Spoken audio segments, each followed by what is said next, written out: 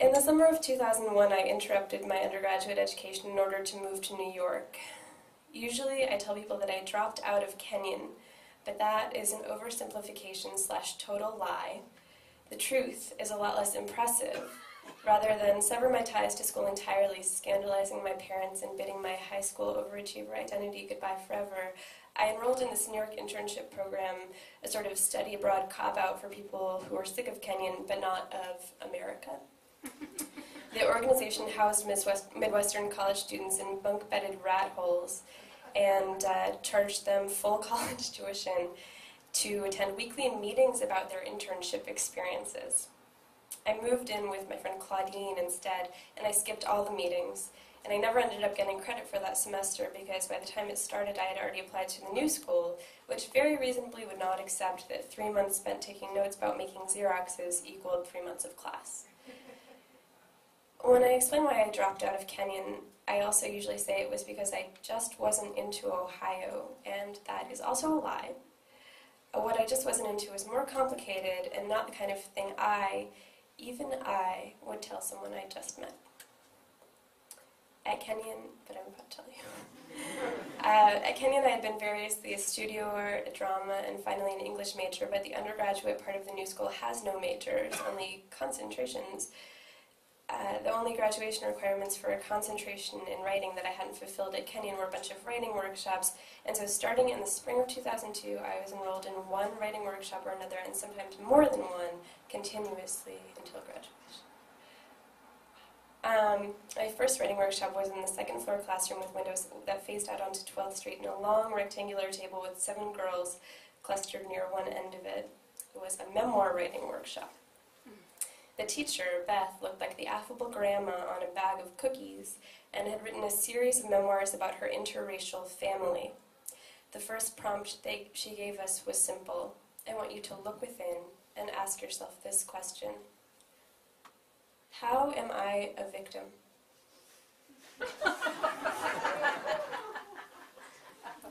I looked within, but I couldn't come up with much. In an all-female class, bemoaning the burden of womanhood seemed like an unwise strategy if I wanted to make my story stand out. I sensed that what Beth really wanted was for each of us to claim a label, like anorexic or addict, so that she could slot our stories into that box for the remainder of the semester. I ended up writing a sad essay about how having sex with a female friend at Kenyon during my final semester there had subtly soured our relationship. Bisexual. The next day I learned that roughly half of the class were real full-time lesbians, or at least were committed to being lesbians for all 4 years of college.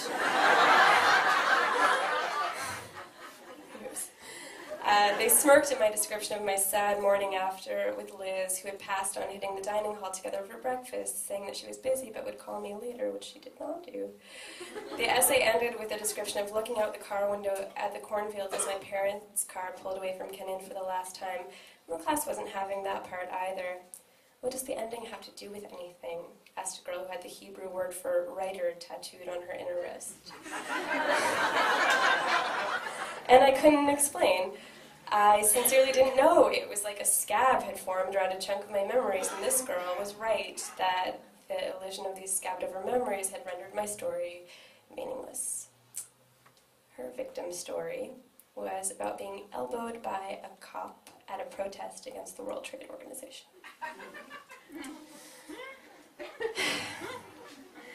The next girl read aloud an essay titled Memoirs of an Angry Black Woman's Syndrome. It seemed like the author had not reread her story or checked it over in any way for basic sentence coherence, and this felt insulting, like being served food the chef hasn't tasted. In terms of victim cred, though she had aced the assignment to the point where it was difficult to believe that so many sad things had happened to just one person. Beth was not one of those writing teachers who bothered to fake impartiality. I loved this piece, she told the class, and then we went around in a circle and everyone else said a reason why they loved it too, or just offered sympathy. That was so sad, the part where your dad left. When it was my turn, I asked a clarification question in a way that made it unnecessarily obvious that I thought the essay was poorly written. Its author narrowed her eyes at me, then kept glaring as her mouth smiled. I'm sure you're just speaking from ignorance, not racism. Writing class. The next semester, I opted out of taking another memoir class with Beth and enrolled in a fiction class with Dot. And it was in this class, for the first time at the new school, that I finally made friends, sort of. Dot's classroom was on the other side of the building, overlooking the central courtyard, where on breaks we all smoked cigarettes and rehashed the conversations about one another's stories that we'd had during class. Sometimes during class, the smell of smoke drifted in through the open windows, further smudging the already blurry distinction between the life and the work. Dot was short and wiry with a wild hazel of frizzy gray hair and dark glasses that she wore indoors. She exactly resembled the kind of Roz Chast cartoon character who is always about to say something gloomy or sardonic, but actually she hardly said anything. For this, especially post-Beth, I liked her a lot. Everyone in our class, some of whom enrolled in her class every semester, liked her a lot. We tried to get her to like us, too, or to say that she liked our stories, but she never did. She would occasionally deliver gnomic little nuggets during critique or scribble something illegible in a margin, and we would huddle over that page together in a bar on university after class and try to figure out what she'd written. It might say gut, like good, but in German. Is she German?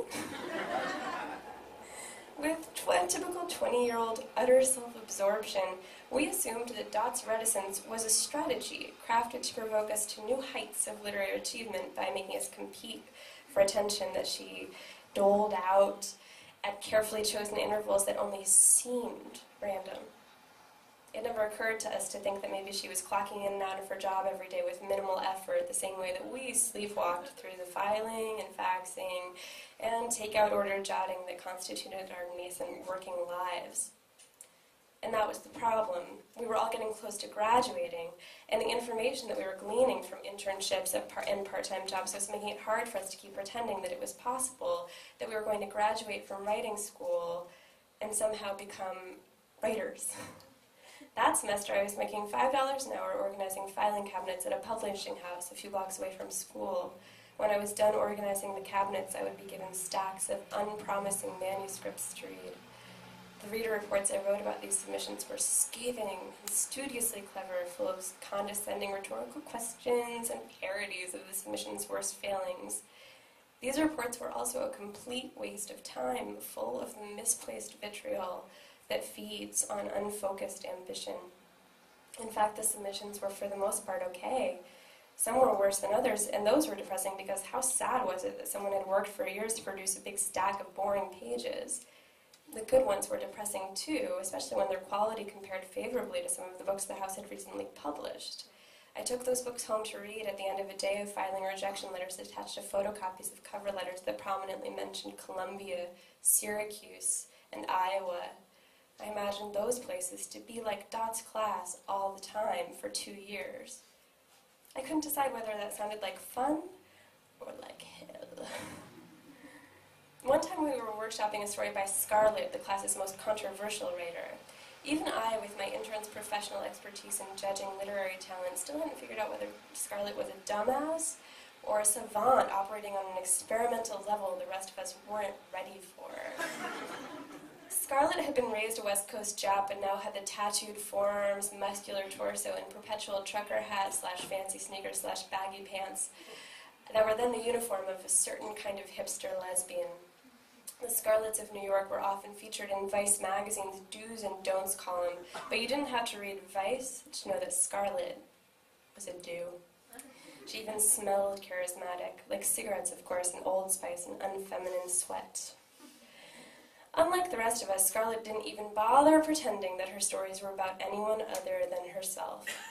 They were full of rambling descriptions of parties and sad phone calls with lovers and family members, and for some reason their many basic spelling and syntactical errors didn't detract from their allure or undermine her authority as a narrator. After a quick stab at dealing with the stories as stories, our conversation devolved, as usual, into plain nosiness. The mother character, it was decided, was being unrealistic and bigoted by asking Violet not to bring her girlfriend home for Passover, and the drunken fender bender that their fight had caused was mostly the mother character's fault. That night, the Scarlet discussion was uncharacteristically peaceful for our class. More often, we'd get into fights with alliances shifting so continuously that none of us could sustain lasting grudges because it was so difficult to keep track of who was on whose side. Dot, in her wisdom, would sit back and allow these fights to play out to their conclusions, unless possibly she was dozing off. Her dark glasses made it hard to tell. After class, my friends and I met up on the sidewalk outside. Me, Scarlett, Calvin, Lana, and Ellen. I'm going to skip a little bit. We go to a bar. I spent some time describing what everybody's short stories were like. They were like what you imagine they were like. Somehow a little later, we were walking east to another bar where the drinks were cheaper. Lana was drunk already, but trying to act sober in a schoolmarmish way that she had. It is dickish on the slim sidewalks of East 7th Street to walk more than two abreast, so our walking configuration had turned into Ellen and Scarlett, me and Lana, and Calvin bringing up the rear. "I'm sorry I said that about your story," Lana told me. She could have been referring to anything she had ever said about any of my stories. But it didn't matter. I'd had some drinks. My heart swelled with affection for Lana. I loved her wool skirt and her sensible flats. She began to resemble an illustration on a 60s Butterick pattern to me. She wobbled down the sidewalk like a walking doll with a broken mechanism. I, of course, saw myself as entirely sober, though writing story when I got home started to seem like a little bit less of a possibility. It was red-lighted nighttime already inside the next bar. Swarms of hard-drinking adults surrounded the pool table, serious players who had been there since 4. We found a little table to sit around, but there wasn't enough room for all of us to sit, so I sat on Scarlett's lap. Calvin bought us all several rounds of bottled Budweisers. Eventually, Scarlett started punching me in the arm. "You like that, don't you?" I punched her back, flattered that she was flirting with me, even though it was painful. You like it, say that you like it," she growled, punching me in the same spot over and over. We started wrestling around a little, and the feeling of being in a physical fight was exhilarating, even though I was terrible at fighting. I instinctively grabbed for her hair, but Scarlett, who had clearly been in a fight or two before, grabbed my arm, the one she'd been punching, and twisted it around behind my back. At this point, I was squealing in an undignified way, and it was starting to attract attention, and also we were on the floor. After smothering me for a hot moment in an old spicy chokehold, Scarlett let me get up. Calvin cleared his throat and suggested we all go outside and have a cigarette. Scarlett and I were sweaty and red, but Lana looked green. "I might go home, you guys. I'm running low on cash," she told us. "I am too," I said, though I hadn't paid for any drinks yet. Calvin suggested heading to his place a couple of blocks over, where there were some bottles of wine and his ex-girlfriend would probably not be home, or if she was home, she probably wouldn't mind the company. Guess. Seemed plausible. When we got there, I just realized that in the part that I skipped over, I revealed that we all went to a bar that had a happy hour special, and Scarlett had bought us rounds of double Jameson. So it was a 2-for-1 special. When we got there, we all realized how drunk we were in the way that you only can in the presence of someone who is doing something sober and productive. Calvin's ex-girlfriend, a neat brunette, was sitting at a desk that was stacked with books about South America, drinking water from a Nalgene bottle. She grimaced at Calvin and said something to him in a voice we couldn't hear, but then got up and started to rearrange furniture so that there would be some place for us to sit besides their bed. It really did take up half the room. The room was beautiful despite its tininess, with inset cabinets and high ceilings and lots of bookshelves. This is like at a point in my life when I still thought tiny, tiny, tiny apartments were somehow glamorous. And band posters on the walls. If its inhabitants hated each other, their psychic pain hadn't etched itself into the space yet. Maybe the space was just too old and resilient to be affected by the turmoil in the lives of some college students who had only been renting it for a couple of years. They put lamps around the room, and amber filtered in through the sheer blinds from the street lamp outside, so the room felt warm. It was overall a nearly ideal place to be drunk. Calvin got us all tumblers of wine and packed a bowl, and as we smoked it, we talked about what writers we admired in writing and what is art. As soon as she was high, Calvin's girlfriend became a welcome addition to the group. We could tell her stories about things that had happened earlier in the night and cement our group identity. I came back from a trip to the tiny bathroom and made a joke about the poster on the back of the bathroom door. It's the bell in the bathroom. I get like one of those a day. Everyone fell out laughing. Scarlett's handsome face especially was contorted with helpless, teary laughter. We weren't writers or waiters or editorial assistants then, not yet. We were just in college. The next day, I was a waitress. A waitress with a hangover. If my waitressing jobs were plotted on a graph with lucrative on the bottom axis and exploitative on the side, this job was the furthest into the lower left-hand corner I had ever been. I have to kind of think about it for a second. A trade-off I was willing to make after years of jobs in the upper right-hand corner and even a few jobs in the hard-to-explain upper left-hand corner. Not lucrative and still exploitative. Happens. Hardly anyone besides a few cranky regulars ever sat and ate at Hello Cafe. Most of the business came from deliveries of the inexpensive generic American food to apartments in nearby Stuytown or nurses at the hospital further up 2nd Avenue. One woman called every day to ask what the soup of the day was. I got the impression that I was one of the few non-feline beings she interacted with on a daily basis.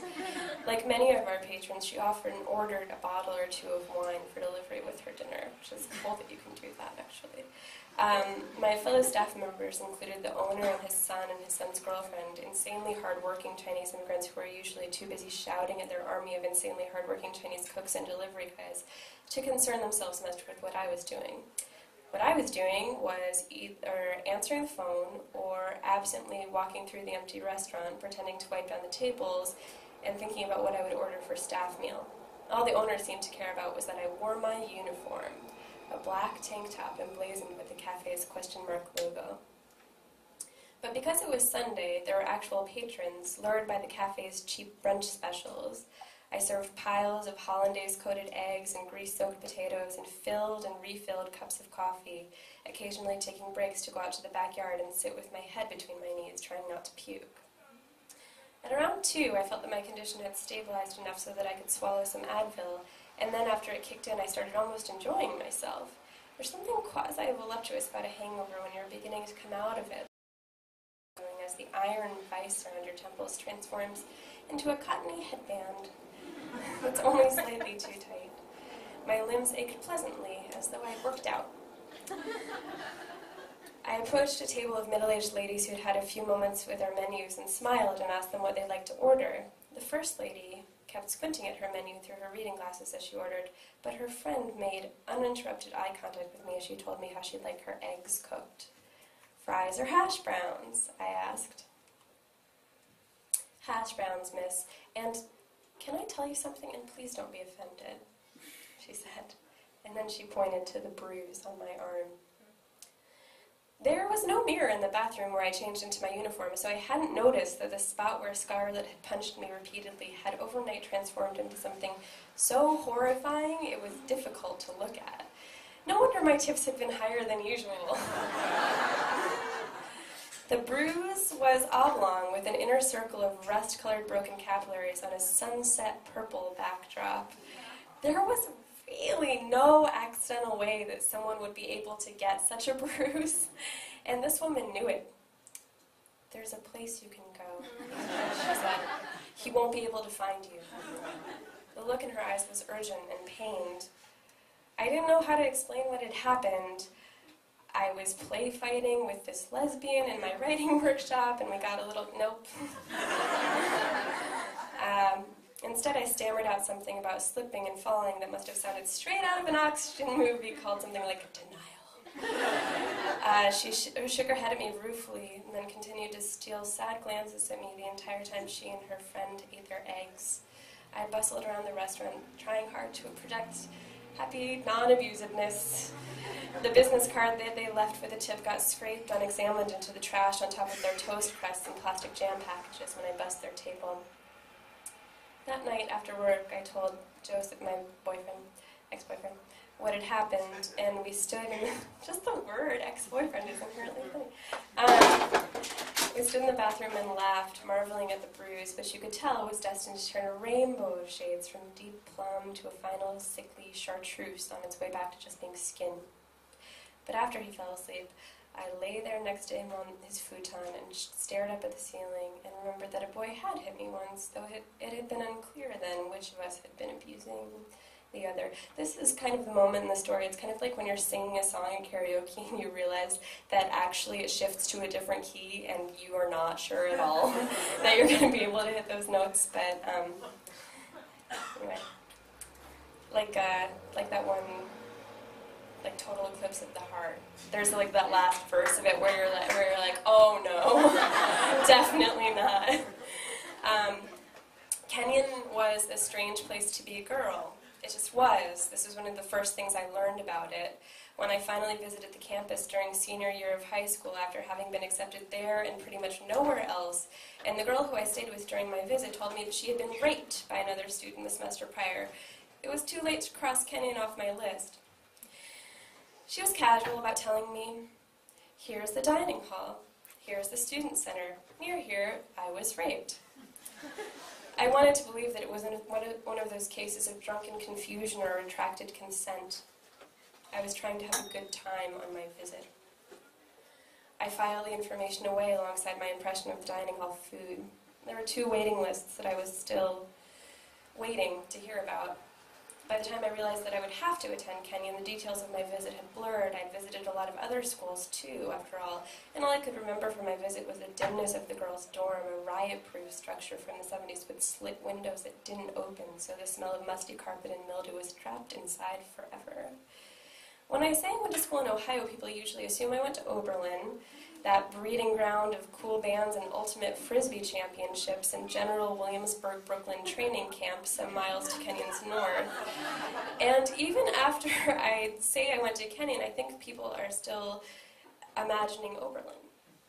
Aside from the fact that it was in Ohio, Kenyon was nothing like Oberlin. Kenyon may be the anti-Oberlin. Its dress code was preppy, and its intellectual climate was second-rate conservative. I'm sorry, I have to pause and just apologize if I'm offending any proud Kenyon alumni, because I know they exist. It was a place for people who'd flunked out of several elite East Coast boarding schools, who'd been denied admission at Yale despite being double legacies. It was a summer camp for the loser younger brothers of the ruling class, and its social life was entirely dependent. You learned immediately, like on your first night there, hours after your parents helped finish moving you in, on frat parties.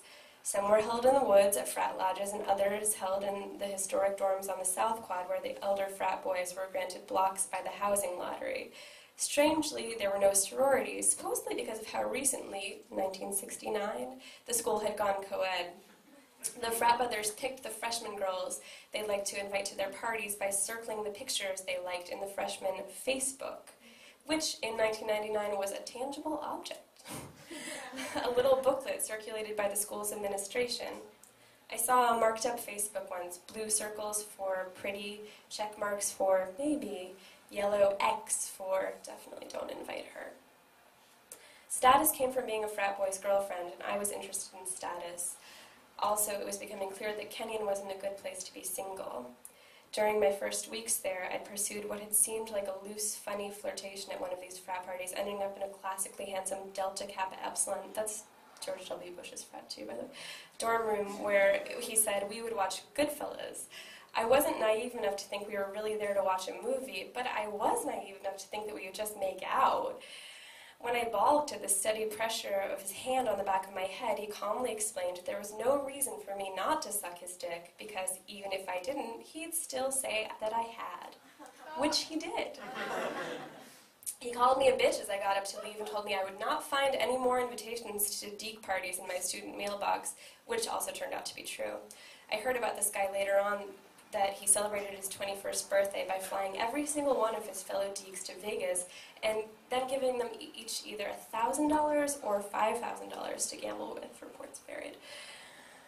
More recently, his name caught my eye as I read an article about the bankruptcy of Lehman Brothers. I don't remember how I met the boy who would become my frat boy boyfriend. I promise there's not that much more left, bear with me.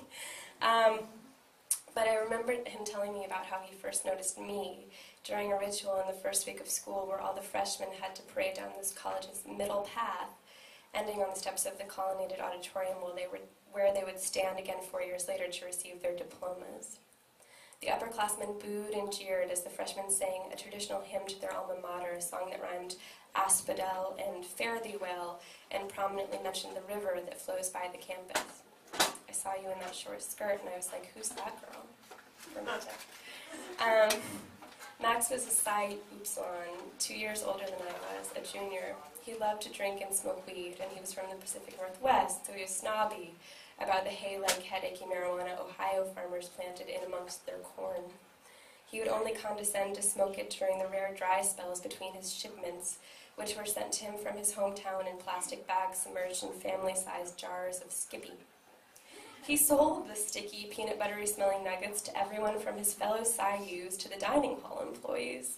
We would smoke these until it began to seem like a good idea to heat up the deep fryer in the kitchen that itself had been a late-night whim, purchased over the phone from an infomercials call center. We deep-fried everything available, from tomatoes to fun-sized candy bars to pieces of old, stale dining hall bread. Max had a cute, snaggly incisor on the left side of his full mouth and a compact, hairless body. His body was the first one I ever got to know very well, and I knew it much better than I ever got to know his brain, even though for a year we slept in the same bed almost every night. Sometimes I would come back to his dorm room during a 15-minute break between morning classes for a few minutes of frantic sex. In this realm, we were both determined to the point of compulsivity. I remember all the locations where, because we both had roommates and because we didn't live in a real town, we routinely fucked. The bathroom of the radio station, a clearing in the woods, the basement of the Psi Upsilon Lodge. What I don't remember, besides the short skirt comment and a few other sexual compliments, was a single conversation we ever had. I was too much of a romantic to articulate this to myself at the time, but I think that even then I understood what we were doing. We had made a bargain that involved saying, I love you, because that was what people did in these situations. But what we actually loved was the license to treat each other's bodies like complex bionic sex toys. If we'd really loved each other, we probably wouldn't have been able to sustain what we were doing. I lost someone. Sorry. We would have respected each other too much to keep doing that to each other. It felt good and damaging in equal measure, the same way getting drunk and high every day feels, and obviously we were doing those things too. Drinking is a skill. Max was just not very good at it, and experience wasn't making him better. He would get red-faced and sloppy and start slurring his words after about 4 beers, and he would go on to drink 6 or 7 more. Midway through my sophomore year, I started to get bored of this. I was spending more time hanging out with the rich hippies of the campus, a contingent of jam band listening kids I'd met in the art barn, who liked to get high and listen to music or watch Annie Hall, not football. The logical thing to do would have been to break up with Max, but I was too addicted to the various stimulations that our relationship reliably provided, so instead I embarked on a secret parallel life, insofar as that's possible in a town with fewer than 2,000 inhabitants. The centerpiece of my secret life was a crush on a boy in my drama class. A long-haired Lothario who bore a slight resemblance, mostly just jaw-wise, to a young Mick Jagger.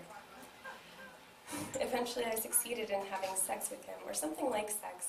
We had smoked opium, so whatever we did was done in a blurry and half-asleep state that made details hard to remember afterwards.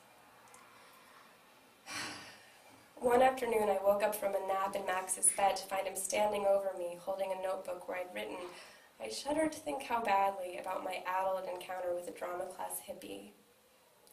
This was surreal in and of itself, like one of those nightmares where you wake up and are still in the nightmare. He was shouting at me to get out, that I was a bitch, a slut, etc., and I was trying to feel guilty and remorseful. In theory, we cared about each other. But I was so sleepy. I wished he would just let me go back to sleep for 5 more minutes, and even thought about asking him whether this was an option. I was probably hungover.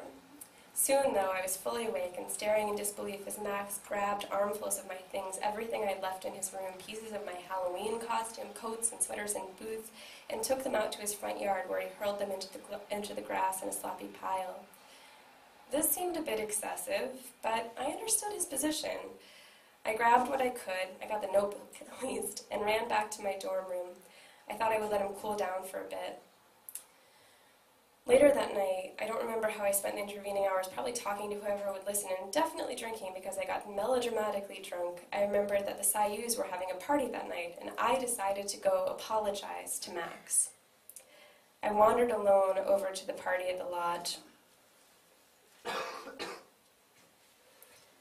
When Max saw me, he immediately dragged me outside to the flagstone path leading to the lodge's front door. I could have turned and left then, but I wasn't reacting very quickly. I should have just run away. Well, clearly I should never have come. But instead I was crying, undignified, babbling frantically, talking about love. Max was crying too. His face was red and wet, and his voice was breaking like a teenager's. He wasn't that much bigger than me, but he was heavier and stronger. There had always been something like violence in the driven insistence between us, but this time it wasn't tempered by anything like tenderness. After he pushed me down and I slipped and hit my head on the flagstones, I had thought he was trying to help me up. But the guy who came and intervened must have realized earlier than I did what Max was really doing, which was lifting me up by the shoulders so that he could slam me down again. He pulled Max off me before my head could hit the flagstones the second time. It was too late to write about this for memoir class, so I put some frills around the story, including setting it a bit earlier in the school year so that the party would fall on Halloween, and making the rescuer at the end be dressed up as Jesus on the cross, which someone had really done one Halloween at Kenyon. And in this way, I turned it into fiction. I made photocopies and handed them out to Dot, to Scarlett, to Calvin, to Ellen, and to Lana. During critique, Lana raised her hand first, as usual. She wanted to know why the narrator character had written about her infidelity in a diary, why the diary was in a place where her boyfriend could find it. That's just the kind of thing she does, I said.